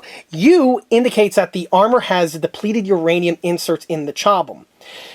All of the export versions of the Abrams, that is not present, and so the number will reflect that. One thing that's really interesting to point out is that you'll notice that the number is very haphazardly applied, and this was something that was done on purpose. One thing that's always interesting and always stood out to me about the M1 family is that the vehicle itself is a very well-engineered vehicle, and it's a very high-quality vehicle at that. However, the serial numbers are literally just haphazardly applied via a welding rod. Literally, some dude with a welding rod just welds the corresponding numbers in these locations over here. And to replicate that, the crudeness specifically, I went ahead and fabricated this out of thin floor wire, right over here. So the floor wire is bent to the shape of the various numbers, and then it is simply just CA'd to the side of the turret over here. And once it's painted and has some layers on it, it's going to look nice and crude, and it's going to be on par with the real vehicle. For the number itself, I actually based this off of a real M1A2 Abrams that I had a photograph of in Iraq. Only I changed one or two of the digits, but outside of that, the amount of numbers in the serial number is exactly as per that real vehicle in question. It's also interesting to point out that I have seen several other versions of the M1, namely some foreign contract ones that I guess were upgraded, where they went ahead and removed the uranium chobham. It appears they ground down the original weld rod markings on the side, and then they had new numbers placed in their place. But these ones looks like they were applied via a machine. So some kind of a robotic welder was used to add those numbers, and those ones, the numbers are very crisp and are very much the opposite of the crude hand drawn ones that we have here. However, from what I saw, those are primarily on export versions of the tanks and not the ones that were actually used by the US military. However, I may be mistaken with that. If that's the case, feel free to throw that in the comment section below. But as for this one over here, yep, this is actually true to form to the real ones that I saw. Of course, before this thing can head off into paint, I need to go ahead and thoroughly prime the upper turret sections. The lower hull, or I should say the hull itself, has already been primed. The area here where the turret ring goes was masked up because you don't want layers of paint build up in this area over here. As one might imagine, it will definitely constrict with the turret rotation. With the turret itself, the same exact thing is true, so I went ahead and thoroughly masked this section up here just to prevent any sort of overspray from getting on the inside. As for why the mask was temporarily removed, well, that was just so I could go ahead and test the turret at the time and also have a place to put it. But when this thing slides off into paint, I have the mask off camera. It's going to be reapplied over here, and then this thing could head off into paint where I can go ahead and get the base coat applied, and then the subsequent layers of weathering and all the other interesting techniques that go into one of these builds to make it look like, well, the way they do when they're finished. And this is the paint that I'm utilizing. This stuff here is from Lowe's. This is the economic spray paint. It's the cheapest stuff I could find. I used to get my spray paints from Home Depot, but apparently the ones that I used to purchase all the time, they're no longer making, which is really sad and unfortunate because that paint was awesome. But this one here appears to be a really good substitute for that. The price is exactly the same. However, the quality on this stuff here is actually pretty good. It has very similar characteristics to some of the premium paints, such as Krylon. I don't want to say Rust-Oleum because I've had mixed results with Rust-Oleum. I've had situations on more than one occasion where they don't dry, and this was the case with mostly red primer. I also ran into that with their fancy metallic paints, but their dark grays so far seem to be really good. I've been utilizing them for a long time.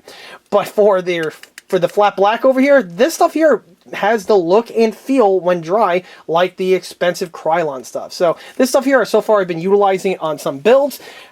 At the time of filming this, I already have about 2 or 3 smaller scale builds that have this stuff painted on as a primer, and so far they turned out pretty well. Haven't used it up yet on some workable tracks, but I'm a little hesitant at the moment. Still trying to test the waters. But for this build over here, to prime the external surfaces, this paint here so far works pretty well. I already used it here on the upper hull and the lower hull, and also the wheels have been primed with it as well.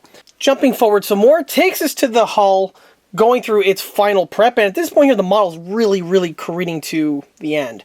The model has been painted, weathered, it even has been varnished, and at this point here I'm ready to start mounting on the road wheels, which you can see right here, as well as with the return rollers. The return rollers, of course, on the Abrams are steel rimmed, and I will be painting the surfaces with some silver paint, but this is after I go ahead and actually secure the fasteners in place, because it makes it easier to paint by just spinning them with my finger with the paintbrush held on the surface. At the moment, they are not yet secured in place with the mounting bolt because those are in paint right now. I'm just waiting for the hot July weather to do its thing. Once the paint is dry, I'll go ahead and secure them in place with a drop of Loctite, no less. And that brings us to the row wheels. As you can see, these 2 row wheels have been fitted in place, and they have an excellent roll to them, as you can clearly see. And I'm now going through the motion of installing the remainder of the row wheels. Obviously, I'm not going to install yet the sprocket and the front idler because these are going to be mounted with the track in unison, and the track right now is also currently in paint. If anyone have seen my other 1/16 builds, you'll know exactly what I'm doing right now, as well as also, on that note, watching my 1/6 scale builds because it's the same exact procedure. And that would be when I'm working on a model like this and I have swing arms present. What I like to do is I like to tape up the axle portion where the row wheel makes contact with the axle in order to prevent any sort of layers of primer and paint built onto these sections over here, which in the end will yield for a better performing model. And this one here is absolutely no exception. During the paint work, I went ahead and taped up all the sections, as I may have referenced before, but here you get to see what it looks like with the paint removed, or I should say with the tape removed, leaving for a nice clean surface ready for the remounting of the wheel. Just like I also mentioned in these videos, what I like to do is, prior to the wheel getting refitted in place, I like to take a little smear of grease over here, add it to the axle right over there, where it's on the opposite side, but you get the idea. Just a small little finite amount of grease is really all that's necessary, and then from here I can slide on the row wheel for final installation. For the wheel itself, here I have one of the row wheels right here, fresh from paint and weathering. At this point here, I'm ready to remount on the road wheels, which are right here. These are the kit original ones, of course. And I'm just going to go ahead and pull them on. On some tanks out there, I like to add a little drop of super glue to the row wheels to keep them fastened to the hub. However, for the Abrams here, specifically the ones with the metal wheels, it doesn't really seem to be necessary, as the wheels tend to be really tight on the surface, and once they snap on, they're on pretty much for good.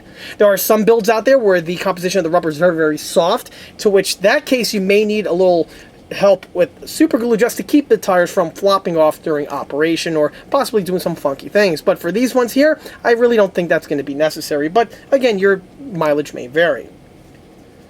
Go ahead and add the last rear wheel here. There is a little burr on some of these tire sections. It's simply just cut away with my X-Acto knife. And once it's removed, it makes for a flatter surface. As you can see, this one is really, really tight. The layers of paint on the wheel definitely also assist in that, but that just makes for the piece to be gripping on in a tighter manner.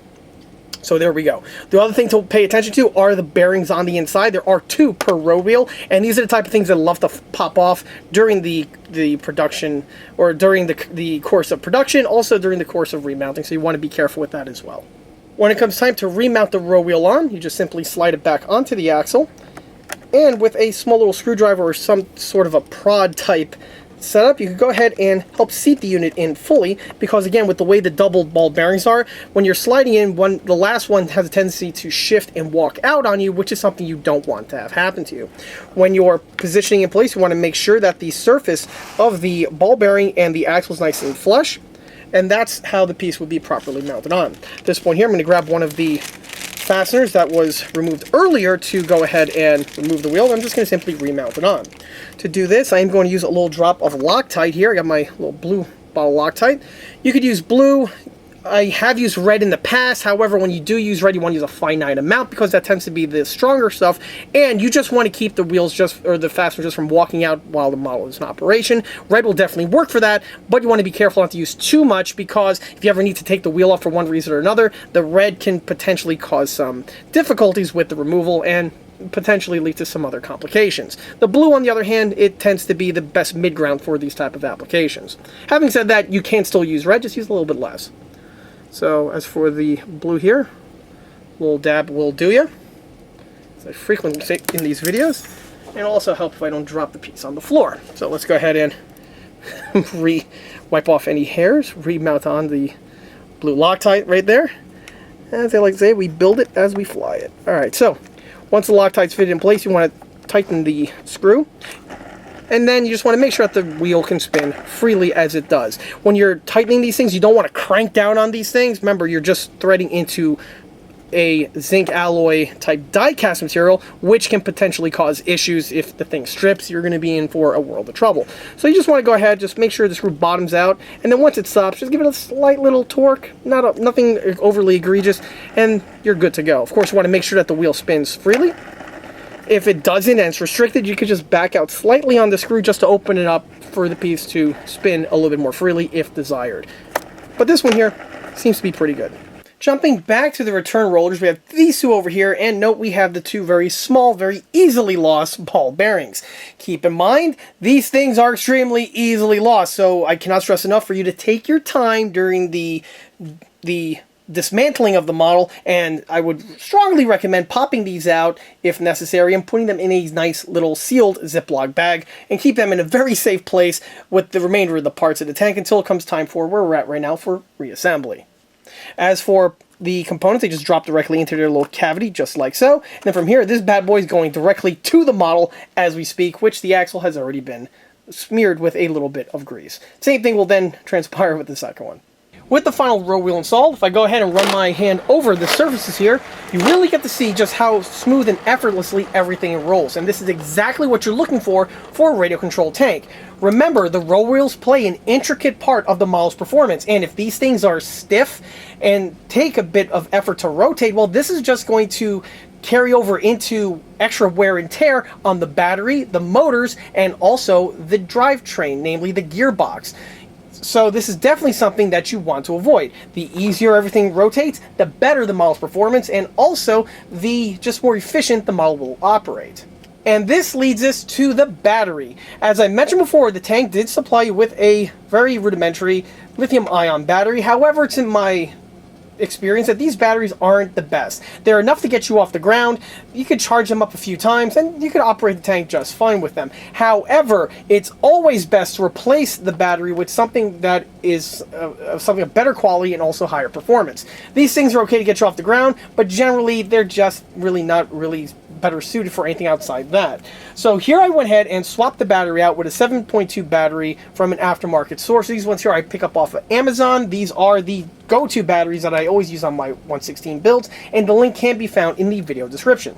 Fortunately, with the size of the M1 Abrams, the battery compartment was originally designed for a standard 7.2, so the swap out is literally nil. There's nothing you have to do outside of taking off the plate, dropping in the new battery, and remounting the plate. However, in addition to this, I'm also going to be adding a recharge jack system, which is something that I always do on my builds, because it's just, it makes for the model to be more user-friendly. You don't have to put the model on its side or upside down in order to get access to the battery. Specifically with this model over here, being as detailed as it is, with the fragility of the parts that are added, that's definitely not something that is going to be beneficial. So, a recharge jack is going to be added, but to do that, I went ahead and first had to make a slight modification to the battery compartment itself. You'll see that where the original jack sticks out, I went ahead and cut a little access hatch in here in order to stuff the original jack into the model, and for this one here, just to consolidate space, I'm just going to go ahead and stuff the jack for this battery into this recess as well.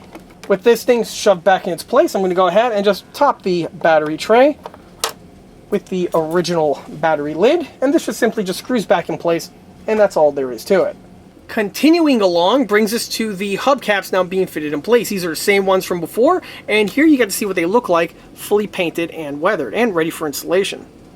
So, in addition to painting the side section and weathering them to match the rest of the vehicle, I also went ahead and painted the little fastener and the washer that's integrally printed on the sets. On the real M1 Abrams, these are secured to the center spindle section with the use of what appears to be a standardized galvanized steel bolt and washer. To replicate this, just a simple swipe of silver paint was utilized with a paintbrush, and then once everything is all set, it's ready for installation. Here you get to see what the pieces look like fitted in place. The ECA units are a direct replacement for the stock components, either being the plastic or the metal upgraded ones, and just drop directly into the kit section as the kit originally intended. To help secure them in place, I do not use super glue on these. Instead, I just utilize just some white glue. The white glue does a good job with keeping everything in place where it needs to be, and also it'll prevent any sort of issues where the piece, if the piece ever needs to be removed, the white glue will easily break its bond long before something like super glue ever would. So the piece, once the glue is added, I just go ahead, line the piece up, and just press it into the appropriate location. At this point here, we can compare and contrast what the ECA versions look like compared to the stock plastic ones. And also, for those who are inclined, the metal ones, because a lot of people out there seem to think that just because it's metal, it's better, and that is most certainly not always the case. These components here definitely being included. Also, at this time, I just want to mention that on the ECA catalog, there are 3 options of M1 Abrams hubcaps for the different styles that have been developed and have been utilized on these vehicles for the last number of decades. As for which one works best for your project, well, that choice is best left up to the builder. All 3 sets, however, are designed specifically for the Heng long model, and they will just drop into place just like these units here. Of course, one of the most important aspects of the build are the tracks. Here we have the tracks fully painted, weathered, and are ready for installation. For the tracks on this one, I painted and weathered them in a very different format compared to my other builds. Generally, on my other builds, I would go ahead and spray paint the tracks with one color or another, and then I would go ahead and weather it with a bunch of different methods. If it's an all-steel track, I would go ahead and dry brush some scratch steel coloring on the surface, leaving for the results I would generally see on my builds. For this one, however, I had to do it in a slightly different format. It's actually one that's a bit trickier compared to usual. With the tracks that we have here, these are known as the Bigfoot pattern of tracks for M1 Abramses, and the thing about these tracks is that they are steel with rubber pads on them. Not uncommon specifically for American tanks. However, with the way these tracks are made, they're really cool because one thing that's nice about them is that the rubber pads on the inside and outside are actually made out of black plastic, which is great. A lot of times on a lot of these all-metal tracks, and it's the biggest gripe that I have out there for metal upgraded tanks or these 116s with metal tracks, is that the track is metal, however, they render the entire link is metal, and that's a bit problematic because, again, when these things are driven, the paint is going to wear, and you're going to have scratched metal poking through what would normally be rubber. Definitely something that is very less than ideal. For these tracks over here, that's not the case. You literally get to eat or have your cake and eat it too. So that's a positive. The downside is that painting them is a bit tricky, because you need to go ahead and paint and weather the metal sections to be metal, and then you're not supposed to really get any paint on the metal or I should say on the rubber sections, and that adds some complications. So for this one over here, I did something different, where I went ahead and first spray painted the tracks with El Cheapo flat black spray paint. Once the paint was finally dried, I was then able to take the tracks, throw them in a bucket like this one here of turpentine, or I should say mineral spirits. I always use the colloquial term every time, but in a bucket of paint thinner. And from there, once the piece starts saturated and the paint is weakened, I then go over the surfaces with a paper towel, or a multitude of paper towels. They wear off quite quickly, and you can probably see some shards or remnants of said technique still left on the table. But the technique, though, is that you'll rub the paint off, and it'll actually take the paint off of the plastic sections, but most importantly, it will also go over the metal sections too as collateral. And what will eventually happen is that the paint will strip away only on the high surfaces, and it'll leave the metal sections bare. And this is the final outcome that you have, which looks very realistic and true to form.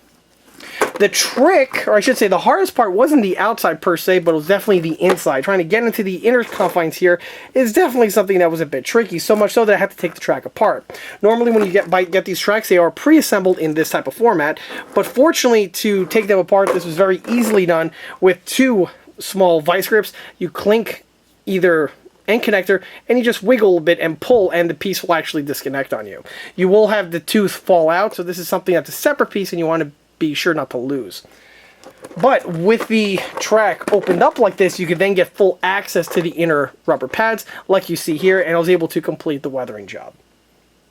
Now that the weathering is complete, I'm going to go ahead and reconnect the track bands so they are one piece again, because then it makes it actually easier to remount onto the tank in that format. And as for what that looks like, well, let's cut across. One of the tracks have been fitted in place, and I'm going to go ahead and do the installation process for the second one. So the track has been reconnected, so it is a continuous loop at this point. Off camera here, I got my front idler wheel, the securing fastener, and I have the sprocket, and the securing fastener, of course, rolled off the table, but it's right here on the floor. Alright, no problem. Okay, so the first thing I'm going to do is I'm going to put a little bit of grease onto the flat section here of this bolt, as this is where the road wheel likes to rotate, for the same reasons that I mentioned before for the other road wheels. Just like with the other ones, you just want to put a finite amount of grease, not a whole lot. Just a little smear right there. That's all you need. You definitely do not want to put the grease anywhere near the threads, obviously, because that will have a counter effect of what you're actually desiring. So, I'm going to take the wheel right here. Note that it has two ball bearings on the inside. You definitely want to make sure it has that. They like to wiggle out, like I mentioned before. Then the bolt just slides directly into place, just like so. The next thing I'm going to do is I'm going to grab the sprocket right here, and I'm going to time it onto the track.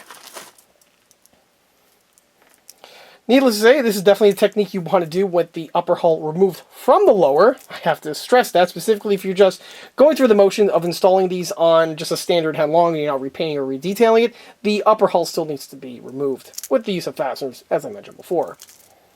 So here we go. I'm going to go ahead, time the sprocket around the track. Then I'm going to go ahead and slide this in. So as I mentioned before, the return rollers have been fitted in place, and one is shorter than the other. The teeth are going to ride besides this one here, and they're going to ride on the opposite side of this unit. As a quick note on that subject, the sections have been painted in silver to represent the worn paint look that the real ones would have. Only on the inner one over here, not only do you want to paint the surface, but you also want to paint the leading edge of the wheel, because again, on the real tank, the tooth would actually roll in this section here and will make contact with the lip here of the wheel, scratching off the paint. It's one of those little minute Abrams details, but it is one I wanted to mention. Okay, so with this guy here timed like this, I'm just going to go ahead and slip the track into place. With the tank upside down, this does make the job a little bit easier. Again, it's always easier done when I'm not filming, but I will always muscle through. Alright. Once the track's in the appropriate location, i.e. the teeth are on the inner portion here of this one and are rubbing against the outer portion of this one, you can then just slide the track into place. So at this point here, I'm just going to take the sprocket and just spin it until it finds the happy sweet spot on the axle, where then it'll just slip right into place. And it would help if I had the paper removed from painting. There we go. Let's try that again. All right. There we go. All right. And there it slips right on. Okay. With the sprocket slipped into its happy sweet spot, it's then time to go ahead and mount on the front roller. Or I should say front idler. Little drop of Loctite onto the coarse threads right here. Just like so. Go ahead and cap the Loctite. Remember, on this version here, the front idler bracket is actually made out of die cast, so the use of the Loctite here is safe and it's not going to cause any damage. I'm not sure if the plastic edition uses plastic for this part here, but if it does, perhaps you want to use a different type of material. I think they do make plastic safe Loctite. Otherwise, you just use a drop of super glue. Okay. From here, just want to slip it into the location, just like so. And once the bolt is where it needs to be, with a Phillips screwdriver, you just go ahead and tighten it, and the threads will do what they do best. Just like before, you don't want to over tighten, you just want to bottom it out. Make sure the thing can spin freely, which it does. Maybe I can loosen it just a little wee bit. Let's see. That's better. Perfect. Okay. And with this mounted in place, it's now time to mount on the fastener on the back, which is a M3 hex or Allen bolt. On this unit here, the Allen bolt has a little washer that gets supplied with it. This is something you want to pay attention to. Don't lose that, and the piece just slips on in place. Once that's ready to go, just mount it onto your Allen wrench like so. Again, I'm going to add a little finite amount of Loctite to this guy. And then once the Loctite is applied, it's time for installation. This guy here, you just want to bottom it out. Some kits out there have a little lock washer, depending on the make and model. This one here, that's not the case, but just bottom it out, torque it a little bit, and that's it. You are then good to go. At this point here, the track is fitted in place. However, we're not quite done yet, because now we need to mount on the last of the details, being the hubcap on the front and the hubcap on the sprocket. For the sprocket hub, I'm using the kit supplied metal one, which is right here. It has been painted and weathered. The kit also supplies you the same pieces in plastic. Again, either will work. They're both identical to one another in terms of shape and detail fidelity, so it's just either one or the other. But since I might as well use it, the metal one, I will. This is no longer needed. I can go ahead and throw that out. And for the installation on this, I'm using, again, the white glue as well, for the same reasons. This guy just drops in place. Press him on. Make sure it's nice and evenly placed. A lot of times they like to sit canted. When you're applying it, make sure it's seated firmly and flat. And once it's done, you're complete. In fact, at this point here, I can flip the tank over, and huzzah, the model is now ready for the next step. In fact, I don't think I need the jacks anymore. I could go ahead and just place the model on its feet in this manner from here on out. Continuing further brings us to the point where we're at here where the upper is actually about to be mounted to the lower, but before I do that I had to do some final additions to the model. The first involves the smoke system. As I mentioned in the new product announcement video, the entire rear plate section was removed and the ECA unit was mounted in place. And to do that you need to disconnect the original plastic tubes that are in these sections and then insert the new section, then you can go ahead and reconnect the tubing. Instead of using this kit supply tubing, I like to replace them with my own tubing. The reason is that I generally find that the stock tubing tends to be really stiff and tends to kink pretty easily in certain areas, plus it's a bit hard to manhandle and reposition to the certain locations. In its place, I replaced that with some just aquarium airline tubing that can be found in every single pet store, from PetSmart to Pet Supplies Plus or what have you. The tube is the exact same diameter as the original plastic one, but it's much more flexible and it's much easier to move around and to make the connections, I find. With the way the unit is with the grill section over here, you're not going to be able to top it off in the kit original manner. With the way the kit is, you just simply take the refueling fluid, like this guy over here, and with the eyedropper or with that little applicator, you stick into one of the holes and you just inject the fluid to top it off.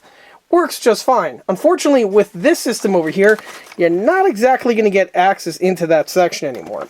So what I did was I do what I generally do on these models, and I made a separate port just for refueling. With the camera zoomed in, you get to see what I was able to accomplish. So what I did was I took a plastic tube and I was able to heat it and bend it, and I drilled a hole into the top plate away from the element, and I was able to stick the tube all the way into the compartment. Then I just simply made the connection here with some more of that airline tubing, and I went ahead and have it protruding from this section over here. With the way this model is designed, there's an access hatch to get access to the switch, and this is the perfect location for not just the refueling tube, but also for the recharge jack that I'll mention momentarily. So the refill tube is in this section over here. Apparently there was an appendix of some sort where there must have been old switches or plugs or whatever, but either way, those are no longer necessary, but I went ahead and recycled them for the use of the fuel tube. So basically the way it works is when the model's in operation, it's in this type of manner. Pop the hatch, grab the tube, pull it out. Now you can go ahead, top it off with the eyedropper. Then when you're done, just stick it back in like so, and you're good to go. In a moment, I'll go ahead and test the system, but on top of that, here you get to see the recharge jack that has also been fitted in place. This recharge jack over here splices between the battery and the tank's CPU, and from this point here you could go ahead and just plug the unit into the recharger, charging the battery without the need to take the model apart, as I always mention in these videos. Also, in case anyone is wondering, the recharge jacks are something that are sold on the ECA catalog and can be found in the description link below. Again, with the way this Abrams model is, we have ample room over here to go ahead, pull this section out, charge the model, and then when you're done, just stuff it back in this section over here, and then you're good to go. With the gearboxes having their covers on them, this is really convenient and prevents any sort of chances of the wire getting tangled up in the gearbox, which is definitely something that's less than ideal. However, on second thought, I'm not going to take any chances with the cap over here, so I went ahead and just came up with a nice little topper. It's nothing more than a nail with a couple layers of heat shrink tubing built up, just so it acts like a cork. Stick this guy in, just like so, and now I could stuff the unit in, and it also makes it easier to go ahead and pluck out when it's time to refuel. So now I'm going to go ahead, turn on the tank, the radio is on, hit the switch, and hopefully you can see some of the smoke coming out. It's always a bane in these videos trying to get the smoke system to come out on camera, but let's see if we have better luck here. Alright, I see smoke. I'm not sure if you guys do though.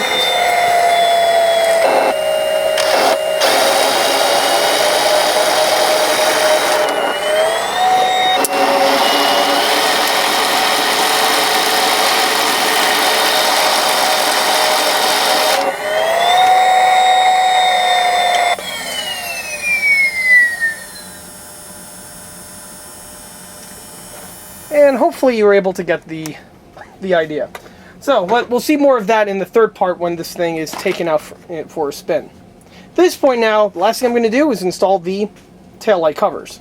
Also, as I mentioned in the product announcement video for the grills, the taillights have been replaced with the ECA 3D printed counterparts. So here go the bases, which are part of the tank, and then here go the lenses that top them off. Obviously, these are much more accurate compared to the original ones. These were painted off the model, of course, with a paintbrush. First, I paint them with Tamiya Flat Black, and then I go ahead and paint on the base coat because this acts as a primer again, and it's always best to have a primer surface on any part before you actually apply the paint. The lens section is actually painted on the inside right here with a little bit of Tamiya Flat White, or Flat Red, I should say. And then this guy just gets glued to this section over here, like so. For the glue, I'm probably going to use just a little drop of super glue right here on the bottom portion where it's not going to be visible. You can also use white glue too if it necessitates it, but I think I could just use a little drop of super glue here and it should be good to go. There we go. Before I install the other one, I'm just going to go ahead and turn on the model again. And as you can see, the tail light is glowing, even though I just used standard Tamiya Flat Red for the paint on the inside. Also, another reason to use the black paint as a primer, in addition to what I stated before, is that it also acts as a light shield and it prevents the entire unit from glowing, which is something that could definitely hurt the look. With the way we have it here, the only thing that's glowing is the lens, which is appropriate. Although this is something that's going to be talked about in the next video, here you really get a chance to see what the part looks like prior to installation. So here's the Periscope insert set that I mentioned before, and as I mentioned in the other video, it is made from a translucent 3D print material. Well, here you get to see what the piece looks like fully painted. The Periscope housings themselves are the same color as the tank, and because this one here is all painted in desert color, I went ahead and used that color for the color that we have here. The windshield wipers are just painted in black, and as for the prisms, they're actually red, and then I paint black on top of them. The red is painted on the back portions over here, and then I go ahead and paint the black on afterwards, act as a primer for the base coat then to stick. And the end result is this type of effect that you see presently. The reason why you want to have a red tint to this is what is generally mentioned on a lot of these videos, is that on the M1 Abrams, the prisms actually have a film on them that blocks out red lasers, which is done to prevent someone from shining a laser into the periscope and frying the person on the inside's eyes out. And this filter has this reddish tint to it, and hopefully this reddish tint comes out on video. In addition to that, to make the prisms a bit more shiny, I took some clear Tamiya gloss acrylic paint and I just painted over onto the prism areas, which smooths out the print lines and leaves for a more translucent appearance, which is more appropriate, of course, for a prism. With this section dry, I'm going to go ahead and install it on the inside of the driver section, which means only the periscopes will be seen on the outer portion of the model. And after a few turns of a screwdriver later, as well as plugging in a few key important parts, the upper and lower hull is now one piece, and at this point here, the tank is really close to being finished. There are only a handful of things that are remaining, things like the smoke grenades being installed, the periscopes on the, or I should say the periscope prisms on the cupola getting fitted, the MGs, and the antennas. So, and that's literally all that remains to be mounted to this model. The last thing I want to mention before I sign off are with the MGs. The kit does supply you with a set of basic MGs, namely an M2 HB for the Commander's cupola, and for the loader, a M240. However, those are not going to be utilized on this build. Here's the stock runner that we have here. As you can see, it gives you a basic set of the M2 as well as the M240. The M240 is actually pretty decent and can be polished up. However, the M2 can also be polished up, but will require a lot of work. In the past, I actually went ahead and did the upgrades to both of these, and this can be seen on the older M1 video that I did about 10 years ago. However, on the older video, the reason why I was able to upgrade them was because for the M2 specifically, I had the upgrade set from Aber. Aber for a while had a 1/16 scale M2 upgrade set where it gives you a brand new barrel shroud and barrel front end, as well as the rear and front sights, and a few other important bits of accessories in order to outfit an M2.